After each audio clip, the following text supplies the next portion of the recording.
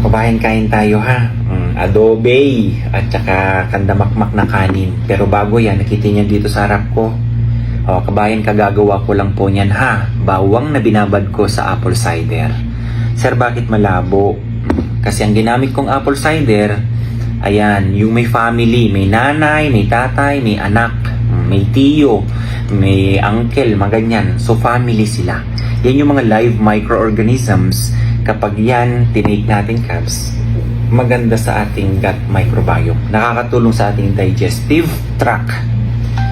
Bakit mo pinapakita yung bawang na binabad sa suka, Cabs?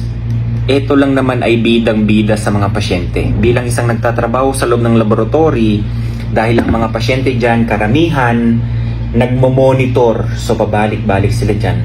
Ako din, namomonitor ko ang kanilang mga lab results. Gumaganda talaga, Cabs. Lalo nung kung kayo, mataas ang cholesterol, triglyceride, bad cholesterol, even kapag kayo mataas ang blood glucose level nyo. At kung kayo merong mataas na blood pressure, kayo ay hypertensive, Cabs. Nasa inyo po kung gusto nyong gawin ito, hindi po sa pilitan ito. Pero napapaganda niya ang kalusugan nyo to, Cabs. So ano ba ang importansya ng bawang? Ano ba ang mataas sa bawang, sir? Ito yan, Cabs. Ang bawang, kilala natin yan sa may compound na pinakamataas na kung tawagin ay alisin.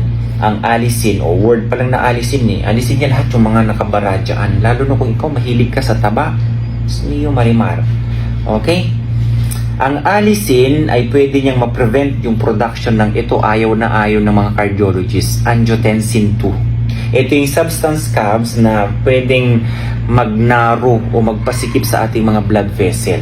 So, by inhibiting tinatawag na ACE o yung angiotensin converting enzymes, ang alisin ay nakakatulong to widen ang ating mga blood vessel. Siyempre, gumaganda ang ating mga blood flow at pwede bumaba or it lower your blood pressure. Ang init.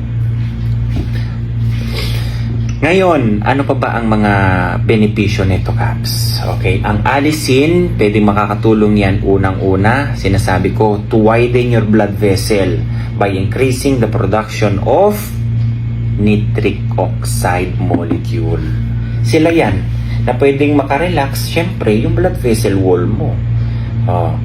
Kasi kung yan, ang nitric oxide, Cabs, yan yung, di ba, tingnan nyo, nagko-constrict, nagre-relax, nagko-constrict, nagre-relax. Kaya tumataas ang blood pressure nyo dahil nagko-constrict sila.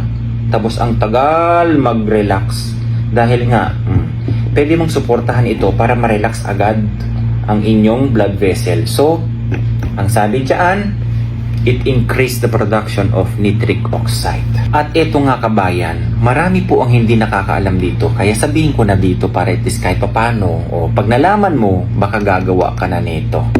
Beside kasi sa alisin na may pinakamataas na compound dito sa bawang, alam nyo pa ba ang may other compounds na mas nakakatulong dyan sa inyong pagbaba ng iyong blood pressure? So, itong compounds na ito ay tinatawag na ajoin. Ang spelling, Cabs, ito, A-J-O-E-N-E. O, bahala na kayo kung anong spelling nyo. Ajoin. O.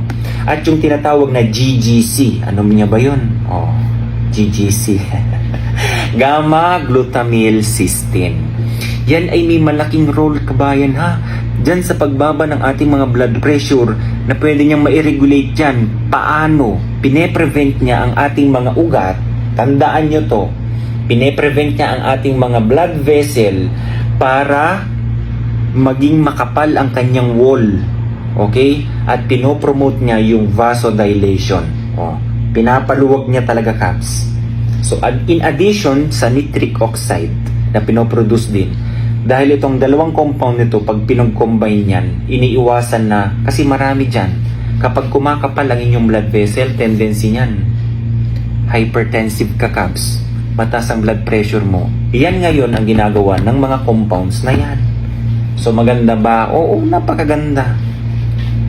Proven yan sa mga pasyente talaga, Cabs. So nasa inyo po yan. Sir, paano ako acidic? Cabs, huwag mo namang bibiglain yan Okay? Ang paggamit ng ganito, kung hindi mo kaya, pero kailangan kayanin mo dahil kailangan ng kalusugan mo. For example, ayan, Kung hindi mo kaya sa isang buo, o half na muna.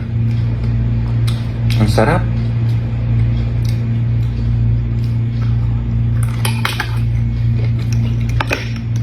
Dapat ganyan ka kasarap kumain din ng ganito kapag ikaw masarap kumain ng taba-taba dyan. Incendes. Kain tayo, Kabs.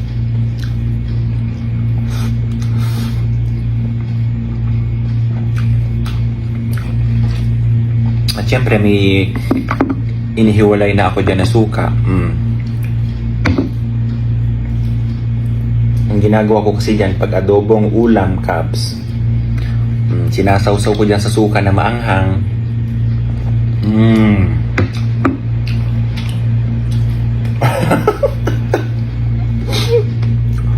Kain tayo, Kabs. Kabs, ito kasi sobrang sanay na talaga ako kumain ng ganito.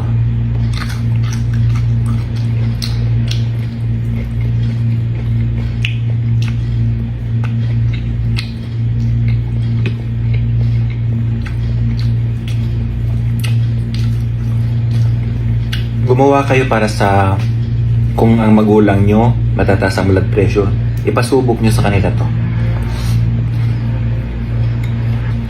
Ang ganda niyan sa kalusugan, Kabs, sa totoo lang. So, yun lang, Kabs, ha. Kung ako nga wala akong nararamdaman, ginagawa ko na to eh. How much more dyan sa mahal mo sa buhay na meron ng karamdaman? Para mas lalong bumilis ang kanilang pag-treat. At the same time, pag na-treat, cured na yan.